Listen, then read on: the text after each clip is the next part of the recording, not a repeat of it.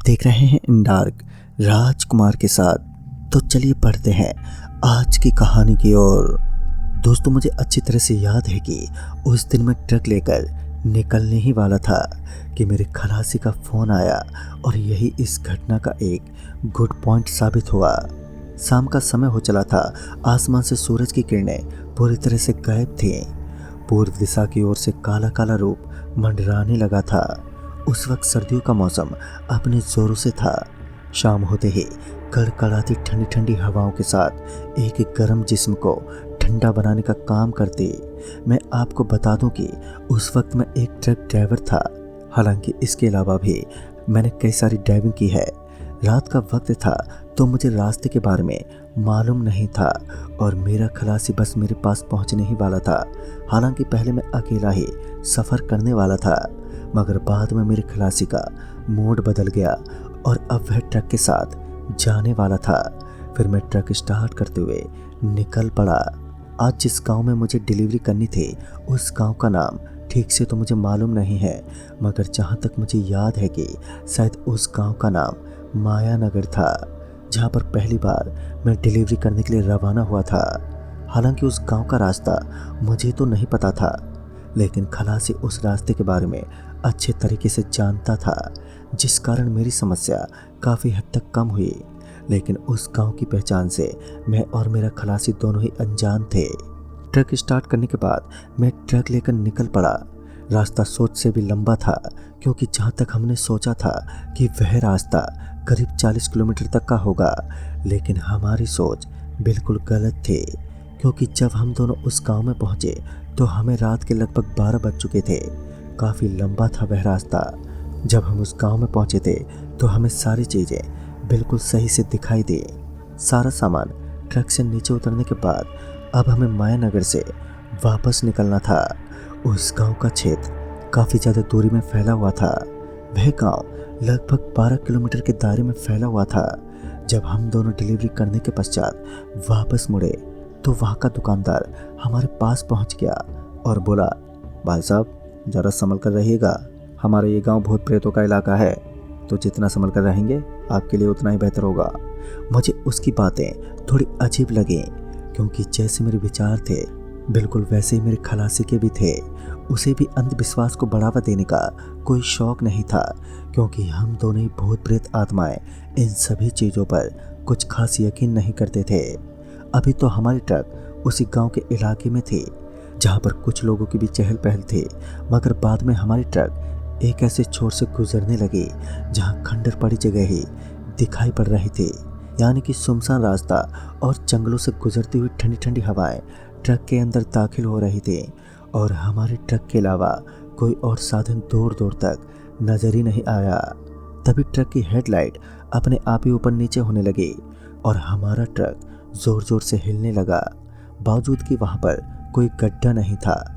Road एकदम सपाट बनी हुई थी और सुनसान रास्ते पर किसी भी जगह पर रोशनी का कोई नामो निशान नहीं था। जब ट्रक के अंदर अजीब हरकतें हुई तो मैंने ट्रक को ब्रेक लगाया और ट्रक से नीचे उतर गया। पहले तो मैं ट्रक के जस्ट पीछे की साइड पहुंचा तो वहां ऐसी कोई भी चीज़ नहीं थी कि ट्रक इतनी जोर जोर से हिल सके, और फिर मुझे लगा कि सड़क पर कोई गड्ढा होगा और अंधेरे की वजह से मुझे दिखाई नहीं दिया होगा, जिस कारण ट्रक इतनी जोर जोर से हिल रही थी। जब मुझे अपने ट्रक के अंदर कोई गड़बड़ नज़र नहीं आई तो मैं वापस ड्राइविंग की सीट पर बैठ गया और ट्रक स्टार्ट करने लगा। फिर जोर से ट्रक का दरवाज़ा अपने आप ही खुल गया। मैं तो एक पल के लिए सोच में डूब गया था, क्योंकि मैंने तो ट्रक के दरवाजे को अच्छे से बंद किया था, फिर यह वापस अपने आप ही कैसे खुल गया। तभी मेरा खलासी एकदम से चीख उठा।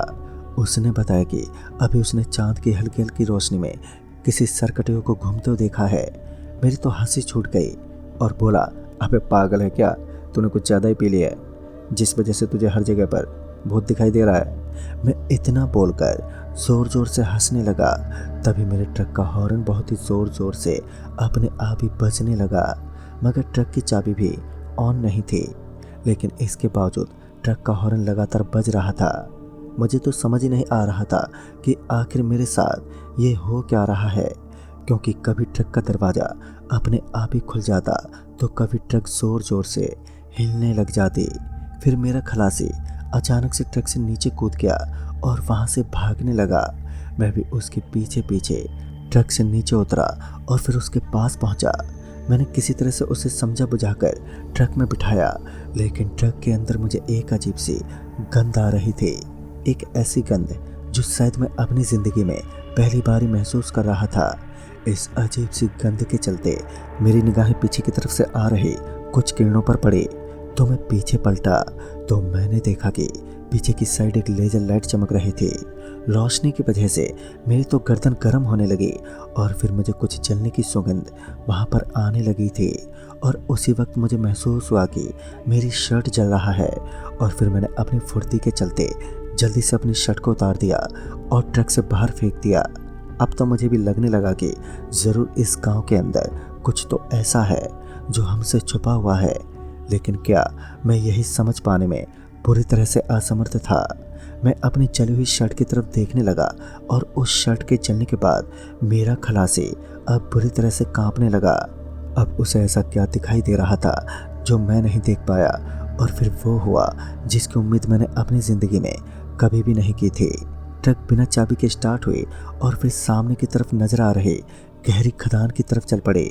अब हमारे पास जान बचाने का एक ही रास्ता बचा था, हमें जल्द से जल्द ट्रक से नीचे कूदना था। फिर हमने वही करने की एक कोशिश की, लेकिन मेरे ट्रक के दोनों दरवाजे एकदम जाम हो चुके थे, जिस वजह से वह खुल भी नहीं पाए। और अब तो मुझे सिर्फ अपनी खलासी के साथ मौत की यात्रा तय करनी थी, क्योंकि ट्रक से वह गहरी खदान बस कुछ ही दूर आगे थी। मैंने ज़ोर से ब्रेक लगाने की बहुत कोशिश की और ट्रक की स्पीड धीमी धीमी कम हुई और फिर मैंने ज़ोर ज़ोर से दरवाजे पर लात मारना शुरू कर दिया, लेकिन इस चीज़ का कोई फ़ायदा नहीं हुआ।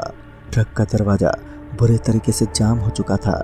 उसी समय एक ज़ोरदार बवंडर मुझे अपने सामने की तरफ से आता हुआ नज़र आया, जिसके अंतर्गत काफ़ी धूल के कण थे। और जब मुझे कुछ समझ नहीं आया तो मैंने एक आखिरी कोशिश को अंजाम भी दे दिया। इस बार मैंने ट्रक का हैंड ब्रेक लगाया और मेरी ये आखिरी कोशिश सफल भी हुई, क्योंकि इस बार ट्रक एक ही जगह पर रुकने के बाद बंद पड़ गई और मैं जल्दी से ट्रक से नीचे कूद गया, क्योंकि ट्रक के रुकने के बाद वह दरवाजे भी खुल गए थे। हम दोनों नीचे उतर गए, लेकिन मायानगर का असली खौफ अभी देखना तो बाकी था। मेरे खलासी ने अपने पीछे पीछे आने को कहा।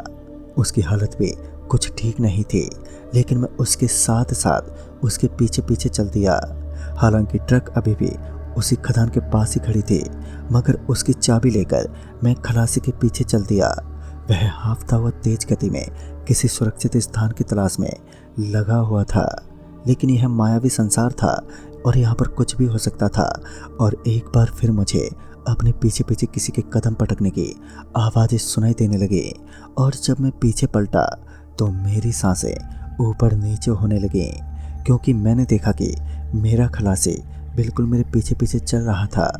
मेरा शरीर मानो सुन्न सा पड़ गया, क्योंकि वह तो मेरे आगे चल रहा था। और फिर जब मैं सामने की तरफ देखने लगा तो मैंने पाया कि अब वहाँ पर कोई था ही नहीं। लेकिन अब मैं पूरी तरीके से जान चुका था कि यह गांव पूरी तरीके से मायावी है और यहाँ से बच निकलना हमारे लिए बहुत ही मुश्किल होने वाला है।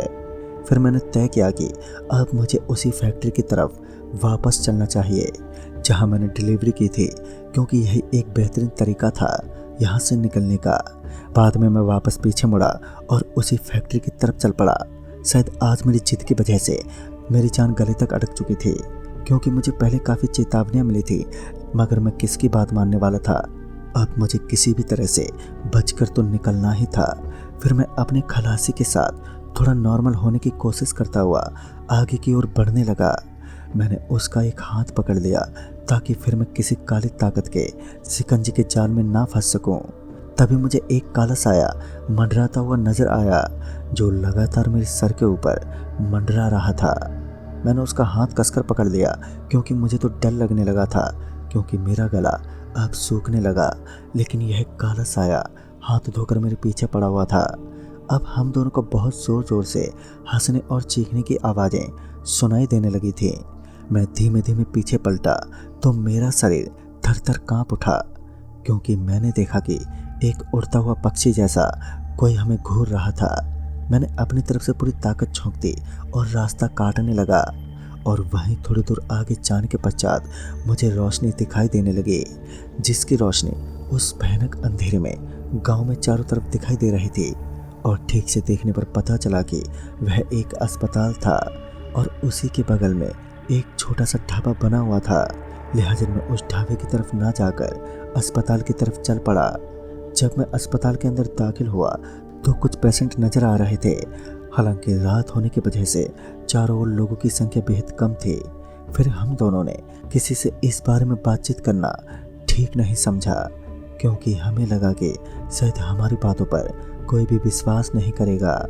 लेकिन जब एक बुढ़ा आदमी जो शायद चाय की टपरी वाला था वह हमारे पास पहुंचा और चाय के बारे में पूछने लगा, तो मैंने कपकपाते हाथों से चाय का कप उठाया।